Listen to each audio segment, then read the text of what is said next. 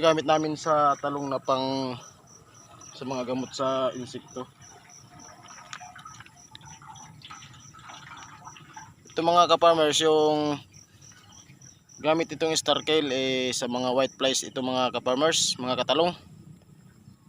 Ito yung magandang gamitin sa ating mga talungan, yung star kale.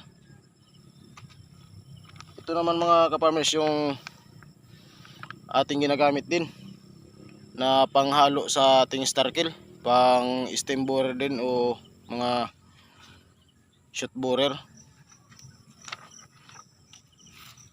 Ito mga ka-farmers din, brodan para sa mga langgam. Ito yung brodan, pinapatay nito yung mga langgam. Ayan yung kasama ko dito mga ka-farmers, mag-apply kami dito ng ng mga pag-spray. Ayan, punuin lang natin yan mga ka-farmers, yung ating sprayer. Sa mga nagtatalong dyan, ito lang yung gamitin nyo mga ka-farmers. Ito sa panglanggam ito.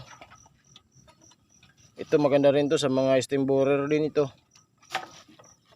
Ayan mga ka-farmers, at ito yung star kale, pampuksa ito sa mga white flies.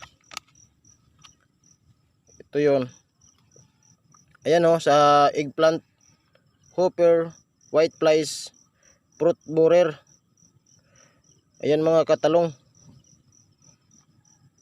Ayan Ayan sa tomato, eggplant, rice.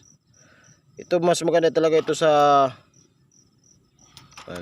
talong. Kasi pinapatay talaga nito yung white flies.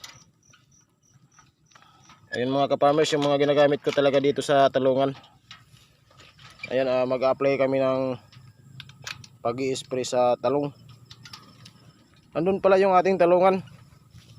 Dito, sili dito mga ka-farmers, sa gilid. Ito yung bunga ng mga sili.